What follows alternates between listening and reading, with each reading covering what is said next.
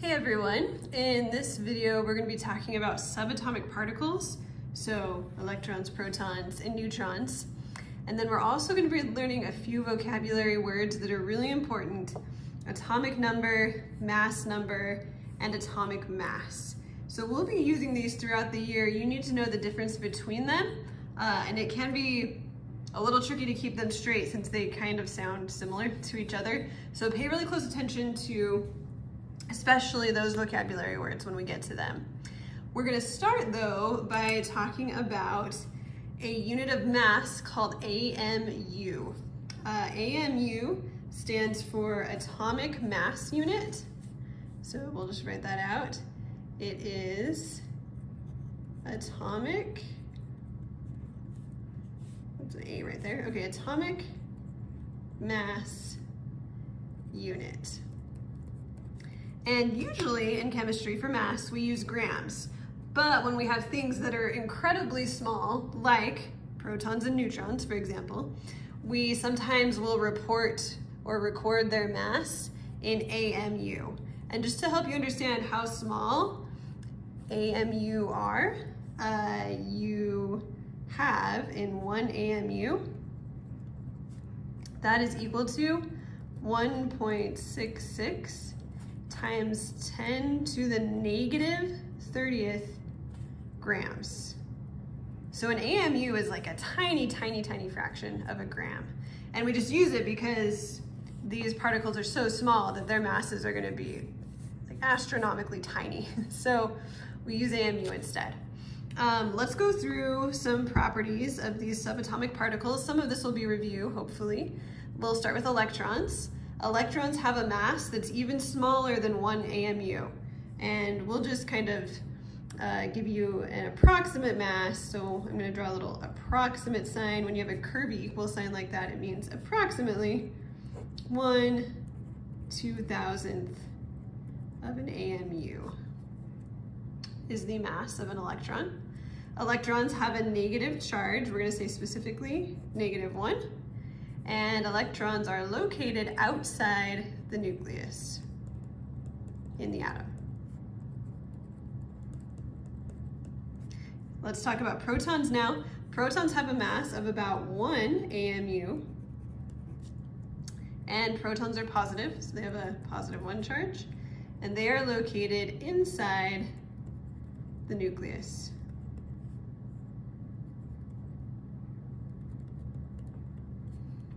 And then finally we have neutrons. Neutrons are about the same mass as a proton, so about 1 AMU. And they have a neutral charge, so 0 or neutral, however you want to express that. And then they are also inside the nucleus.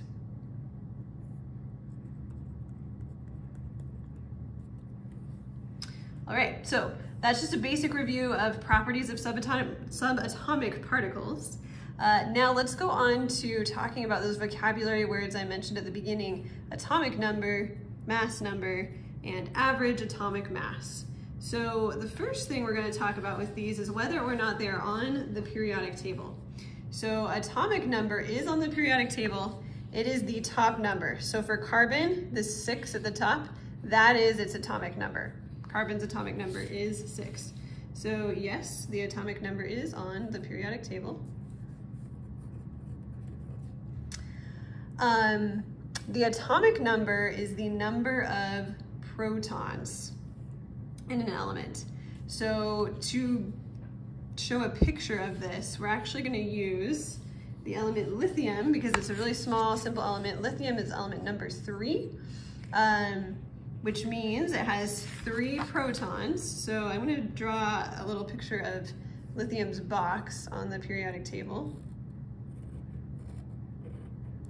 So here's lithium, and then here's its atomic number right there. You can even label that if you want to as atomic number. And then another way to draw a picture of the atomic number is to actually draw the atom, the lithium atom, with its nucleus. So Lithium has 3 protons, so I'm going to draw 3 little positive circles. little plus signs in between them. Lithium does also have some neutrons, usually about 4. So we'll draw some circles without positive signs in them. And then of course, it would have some electrons. Specifically, it's gonna have 3 electrons. And this shows that lithium is atomic number 3. It's got 3 protons. So for our definition for atomic number, we'll just write that it is the number of protons, and it is basically the identity of the element.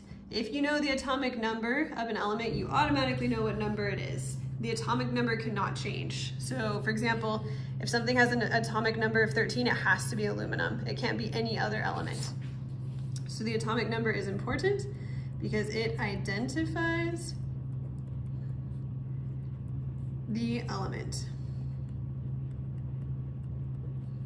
So the number of protons is really important in identifying which element is which. All right, the next vocabulary word is mass number. The mass number is not on the periodic table. And we will come back to the picture for mass number. Its definition, the mass number is the number of protons plus the number of neutrons.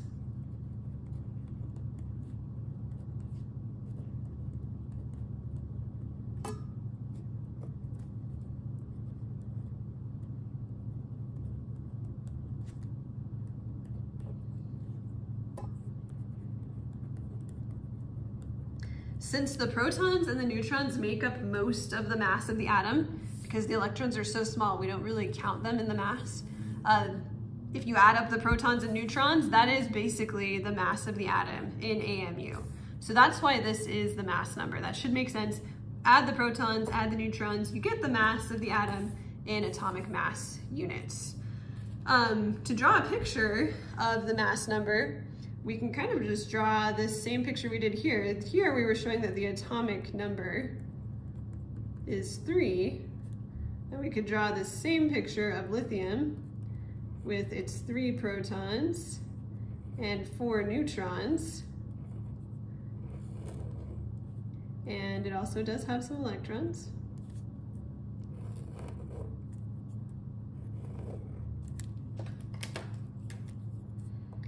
And we don't count the electrons in the mass number, so our mass number would just be 1, 2, 3, 4, 5, 6, 7.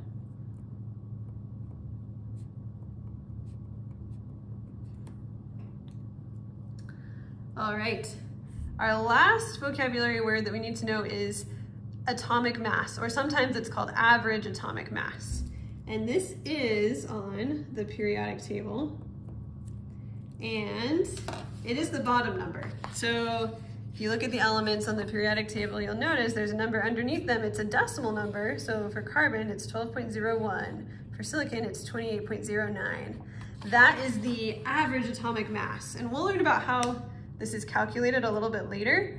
But basically, you take some different mass numbers of different forms of an element and average them. So for our definition, we'll say it is the average mass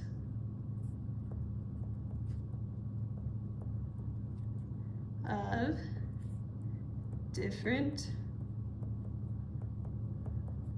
forms of an element. And for our picture, we can draw our box for lithium on the periodic table.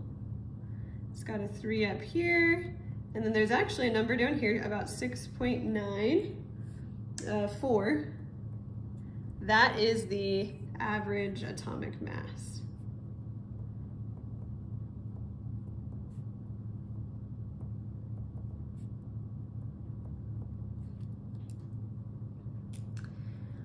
And again, we'll talk a lot more about how we end up with the average atomic mass. You do have to calculate it, and we will learn how to do that a little bit later. Just recapping here, we've got atomic number, that's the number of protons, it's on the periodic table. We've got mass number, which is the protons and the neutrons. It is not on the periodic table though. It is used to help us calculate the average atomic mass, which is on the periodic table on the bottom, and that's the average mass of different forms of an element. So for lithium, for example, sometimes lithium has 7 protons and neutrons, sometimes it has 6, and we average that and we end up with 6.94. That might seem weird, but again, I'll show you later how that works. The last thing I want to show you in this video is how these vocabulary words are used to represent different elements symbolically. So you might sometimes see the name of an element and then a dash and then a number. So for example, you might see something like uranium-238.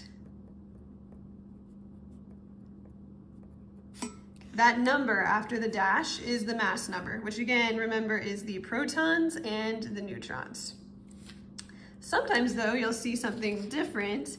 You'll see the element symbol and then a number at the top and a number at the bottom. So with this one, you might see the symbol for uranium and then a 238 at the top and a 92 at the bottom. Now this is a little bit confusing, but the number at the top is the mass number, the protons and the neutrons, and the number at the bottom is the atomic number. That's the reverse of how it is on the periodic table, which is kind of annoying. So like if we look at uranium on the periodic table, here's number 92. 92 is on the top, and then the mass number is not on there. But in the symbol, the atomic number is at the bottom, and the mass number is at the top. Just remember the smaller one is the atomic number. They'll sometimes represent that with the letter Z for whatever reason, and the mass number with the letter A. But just remember, smaller one is the atomic number. So we'll be looking at these symbols a little bit more in a later video, but I just wanted you to be exposed to them right now.